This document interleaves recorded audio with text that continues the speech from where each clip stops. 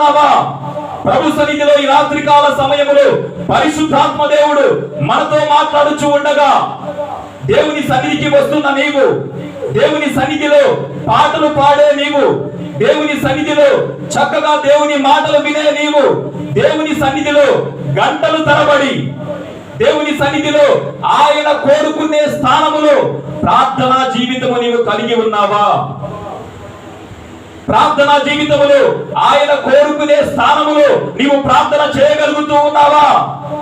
దేవుని ప్రజలారా, ఈ రాత్రి కాల సమయములో ఎవరైతే దేవుని వలె, ఎవరైతే యేసు ప్రభువు వారి వలె ప్రార్థనా జీవితములో గంటలు తరబడి ఆయన సన్నిధిలో గడిపి ఆయన సముఖములో కన్నీళ్లతో ఆయన సన్నిధిలో వేడుకుంటారు, వారు మాత్రమే ఘనపరచబడతారు. హల్లెలూయా, హల్లెలూయా. ఆయన ఇచ్చే ఘనత ఎన్నటికీ పోదు. ఆయన ఇచ్చే ఘనతలో ఉన్నతమైన ఆశీర్వాదం, ఆయన ఇచ్చే ఘనతలో ఉన్నతమైన నెమ్మది. దేవుని ప్రజలారా, ఈ రాత్రి కాల సమయములో నీ కుటుంబము దీవించబడాలన్నా, నీ వ్యక్తిగత జీవితం జీవించబడాలన్నా, నీ కుటుంబంలో ఉన్నటువంటి నీ బంధువులు కానీ, నీ రక్త సంబంధికులు కానీ, నీ కన్న పిల్లలు కానీ ఎవరైనా ఘనపరచబడాలన్నా నీ జీవితంలో వ్యక్తిగత ప్రార్థన నిశ్చయముగా ఉండాలి. ప్రార్థన లేనివాడు ఎవరు కూడా ఘనత పొందలేరు. దేవుని ప్రజలారా, ఇలాగే ఒక ప్రాంతానికి దేవుని మాటలు ప్రకటించడానికి వెళ్ళాను. వినండి. ఒక తల్లి వాక్యం అయిపోయిన తర్వాత నా దగ్గరకు వచ్చింది. వచ్చి బహుగా ఏడుస్తూ ఉంది. అమ్మా, ఏమైందమ్మా చెప్పండి, మీకోసం ప్రార్థన చేస్తాం. ఎందుకు ఏడుస్తున్నారని చెప్పి నేను అడిగాను. అయ్యా, నేను బాప్తిసం తీసుకొని ఇంచుమించుగా 14 సంవత్సరాలు 15 సంవత్సరాలు అవుతుంది. అయితే ప్రతి వారము దేవుని మందిరానికి నేను వస్తాను, ప్రతి వారము దేవుని సన్నిధిలో ఉంటాను. అయితే నా శరీరములో ఒక భయంకరమైన రోగం ఉంది, నా శరీరములో భయంకరమైన వ్యాధి ఉంది. అనేక మంది సేవకులు చెప్పుకొని ప్రార్థన చేయించుకున్నాను. నేను కూడా దేవుని సన్నిధిలోనికి వచ్చి దేవుని మాటలు వింటాను. దేవుని సన్నిధికి ఎప్పుడు కూడా నేను నిర్లక్ష్యము చేయలేదు. ఇన్ని సంవత్సరాల నుంచి ప్రభు సన్నిధిలో నేను కనబడుచున్నా నేను చేసే ప్రార్థన ఎటుపోతుందో అర్థం కావడం లేదు. నా దేహంలో ఉన్నటువంటి రోగము తగ్గడం లేదు. అయ్యా, నా దేహంలో ఉన్నటువంటి రోగాన్ని బట్టి నేను కృషించిపోతూ ఉన్నాను. నెమ్మది లేదు, సమాధానము లేదు. దయచేసి నా కొరకు ప్రార్థన చేయండి అయ్యా అని చెప్పి ఆ తల్లి చెప్పింది. వినండి దేవుని బిడ్డలారా, నేను ఒకటి అడిగాను. అమ్మ, దేవుని మందిరానికి మంచిగానే వస్తూ ఉన్నావు, దేవుని మందిరంలో ప్రతి వారము దేవునికి కనబడుతూ ఉన్నావు, మంచిదే. నీవు రక్షణ పొంది 15 సంవత్సరాలు అవుతుంది, మంచిదే. అయితే నీవు రోజుకు ఎంతసేపు ప్రార్థన చేస్తావు? ఎంతసేపు ప్రభు సన్నిధిలో మోకాళ్ళుని నీవు ఆయన సన్నిధిలో కనిపెట్టి ప్రార్థన చేస్తావు అని ఆమె అడిగినప్పుడు ఆమె చెప్పింది, అయ్యా, నేను ఇంటిలో ఎప్పుడు కూడా ప్రార్థన చేయలేదు.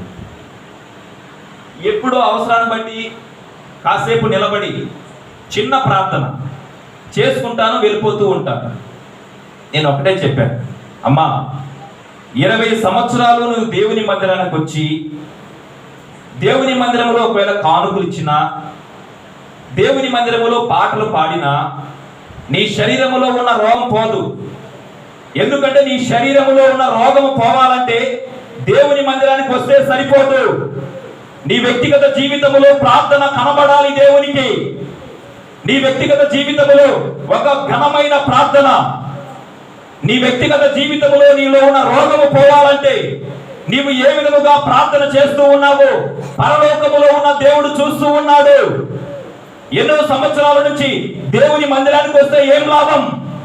ఆత్మీయతలో నీవు ఎంత ఎదిగావు? ఇంత మటుకు మోకాల ప్రార్థనలో నీకు అలవాటు లేదు కాబట్టి నీ శరీరములో ఉన్న రోగము పోదు అని నిశ్చయముగా చెప్పేశాను. వినండి దేవుని ప్రజలారా, నేను చెప్పిన తరువాత ఆమె ప్రతిరోజు ప్రార్థన చేసుకుంటూ ఉంది. వినాలి దయచేసి. ప్రతిరోజు మోకాళ్ళ నుంచి ప్రభు సన్నిధిలో ప్రార్థన చేసుకోవడం అలవాటు చేసుకుంది. నా నంబర్ ఇచ్చాను. ఇంచుమించుగా 3-4 నెలల తర్వాత ఆమె నాకు ఫోన్ చేసి, అయ్యా, మీరు చెప్పిన తరువాత నేను ప్రార్థనా జీవితంలో గడపడం ప్రారంభించాను. నాలో ఉన్నటువంటి రోగం నా దేవుడు స్వస్థపరిచారు. హల్లెలూయా, హల్లెలూయా. నాలో ఉన్న భయంకరమైన రోగం, నాలో భయంకరమైనటువంటి వ్యాధి నా దేవుడు తొలగించాడు. నేను ఎప్పుడైతే ప్రార్థనా జీవితంలో గడపడం ప్రారంభించానో, ఎప్పుడైతే నా జీవితంలో దేవునికి స్థానాన్ని అనుగ్రహించానో, ఎప్పుడైతే దేవుడు కోరుకున్న స్థానములో నేను ప్రార్థన చేయగలిగానో, నా దేవుడు ఆయన గాయపడిన హస్తాలతో నన్ను ముట్టి ఉన్నారు. హల్లెలూయా, హల్లెలూయా. దేవుని ప్రజలారా, ఈ రాత్రికాల సమయములో అనేక సంవత్సరాల నుంచి ప్రభు సన్నిధిలో నీవు కూర్చుంటే సరిపోదు.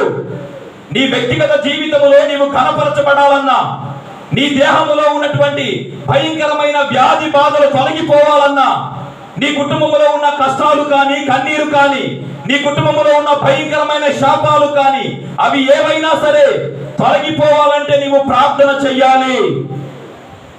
నీవు ప్రార్థనా జీవితంలో స్థిరముగా ఉన్నప్పుడే నా దేవుడు ఏ కార్యమైనా నీ